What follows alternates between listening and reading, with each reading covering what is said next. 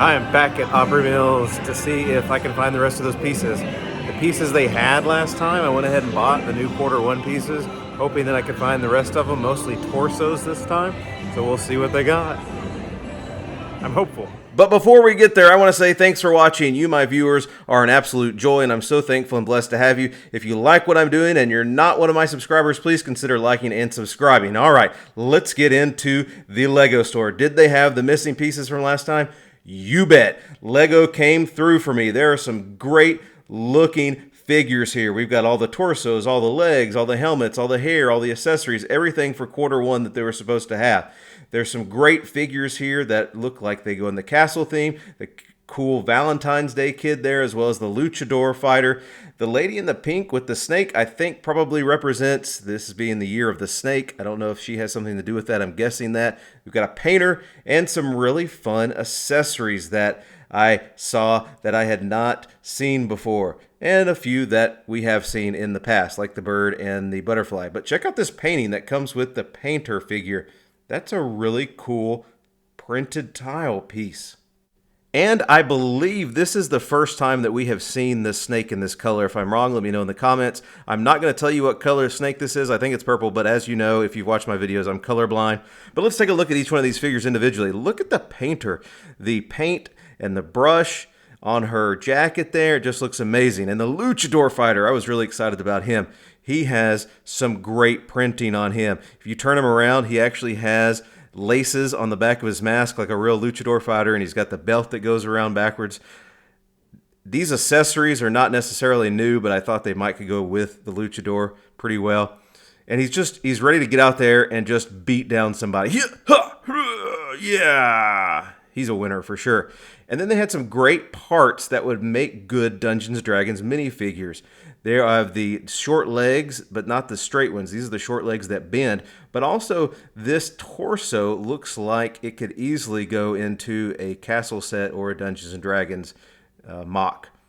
We've also got the kid for Valentine's Day with the Valentine's Day sweater, as well as these other two great castle-looking figures. We've got a knight. We've seen him previously. And we've also got this figure on the left that has like the leather apron that looks like it would be great for a blacksmith or something. And I just think this is an excellent torso and legs combo. I actually got a couple of these because I think they would be great for Dungeons & Dragons miniatures. I have been really pleased with how many of the torsos have printing on the back. Thank you, Lego. You're doing a great job. I also really enjoyed seeing this Valentine's Day piece. It's just a sweater with a heart on it. And look at the new face, though. The face has blushing cheeks, and then the sweater also has a heart on the back. As I alluded to, I was excited about these quarter one pieces because there were some really good parts for Castle and Dungeons & Dragons. If you play Dungeons & Dragons with Legos as your miniatures, some of these pieces fit really well into making some of those figures. I added a beard right there to make a dwarf with the shorter legs. Just some great parts. Even this lady with the snake around her neck, I think could be good for Dungeons & Dragons. If you can see there, the snake around her neck actually is also printed on the back. She's got some great printing on her torso and on the dress. Just a really great figure there. There are also some really fun faces and heads that I was excited to see in there. Some of those for Dungeons & Dragons, but also just some really fun. 1 second from the bottom there kind of looks like an older lady, like she has some laugh lines, and I really like that because we often get a lot of older male-looking heads, but we need some more of the older female-looking heads, so I was excited to see that as well. So, after being disappointed with my last run to the Lego store in Nashville, I was pleasantly surprised to be able to get all the pieces I was missing from my first run.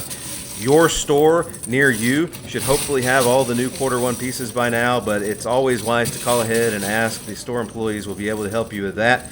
And just remember, if you're not interested in necessarily building all of the figures with a torso, head, hair, and legs, and an accessory, some stores will allow you just to get 15 parts. In Nashville, they allow you to do that, and so I was able to pick up the first time a few of the parts and then get the rest of the parts this time instead of building out the full figure.